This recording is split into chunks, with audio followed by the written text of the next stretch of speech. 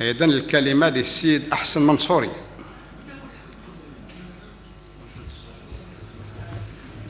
سيد الرئيس، زميلاتي زملاء النواب، أسرة الإعلام، الزلف اللاون، السلام عليكم. صحة رمضان. نناقش اليوم تدابير مشروع النظام الداخلي للمجلس الشعبي الوطني بعد أكثر من سنتين للتعديل الدستوري الأخير لفيفري 2016، وسنتين تقريبا بعد التصويت على القانون العضوي رقم 16/12 الذي يحدد تنظيم المجلس الشعبي الوطني ومجلس الأمة والعلاقات بينهما وبين الحكومة. فلا يمكن مناقشة النظام الداخلي للمجلس دون تطرق إلى التدابير الدستورية التي خصصت وقننت السلطة التشريعية في بلادنا، وكذلك القانون العضوي المذكور أعلاه. سيد الرئيس، نذكر ونكرر موقف حزب جبهة القوى الاشتراكية لفافاس ونوابه خلال العهدة البرلمانية السابقة، فقد رفضها شكلا ومضمونا، ونعتبرها نصوص وقوانين أحادية فرضته السلطة دون أن تكون موضوع إجماع بين القوى السياسية والاجتماعية في البلاد، كما اعتبروها نواب لفافاس آنذاك إلا ممارسات سلطوية من قبل السلطة التنفيذية في حق البرلمان واستقلالية السلطة التشريعية في بلادنا.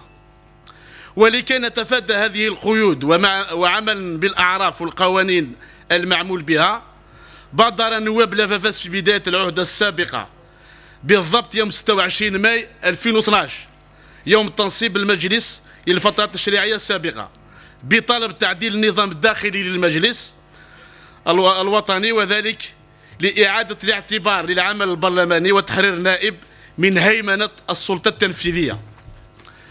فمن خلال قراءتنا الأولية للتعديلات المقترحة في هذا المشروع للنظام الداخلي للمجلس الشعبي الوطني، نتساءل فعلا عن ماذا تبقى من هامش حرية ومجال المناقشة بكل حرية في مجلسنا الموقر.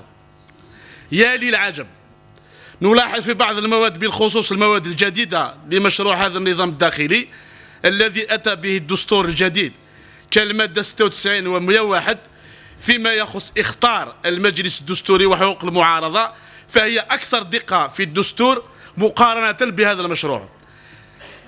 Les articles sont plus précis et plus détaillés dans la Constitution que dans ce projet de règlement antérieur. فالمادة الوحيدة الجديدة التي تفننتم فيها بوضع ترسانة من التدابير التي تخص تدابير الانضباطية وإلزام النائب بحضور جلسات المجلس من المادة 68 إلى المادة 76. Ce projet de règlement antérieur excelle dans les mesures disciplinaires au profit du rôle législatif et de contrôle des députés. سيد الرئيس، أظن أن هذه الترسانة من الإجراءات الانضباطية لا تطبق حتى على الجنود في الثكنات العسكرية. هذه التطبيق تتعارض مع المادة 114 من الدستور التي تعطي الحرية التامة للنواب في تدخلاتهم. ما راناش في النظام المنظم، رانا في النظام الداخلي للمجلس الشعبي الوطني. فهل هذه الترسانة من الإجراءات الردعية ستحل مشكل الحضور في جلسة المجلس وأعمال اللجان، علما أن السبب الرئيسي للغيابات هو عدم استقطاب النقاشات الدائرة في المجلس ومستواها المنحط، وكذلك تجاهل أعضاء الحكومة واستهزائهم للانشغالات التي يطرحها النواب. سيد رئيس، فهذا التراجع الرهيب في العمل البرلماني للنواب لم يقتصر فقط على المواد الجديدة، بل حتى المواد التي صادق عليها البرلمان في نهاية التسعينات، ومنها المادة 52 التي كانت تعطي الحرية للمجموعات البرلمانية لتنظيم أيام برلمانية ونقاشات داخل المجلس بكل حرية. أصبحت بتعديل هذه المادة ملزمة بالتنسيق مع اللجنة المخصصة وتحت رقابة مكتب المجلس.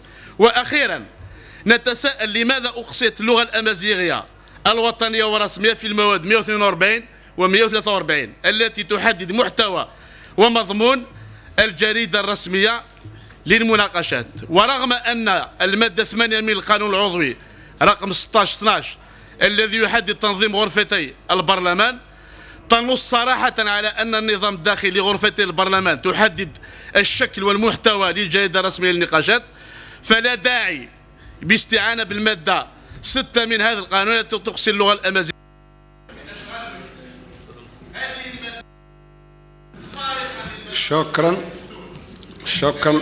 شكرا السيد أحسن منصور.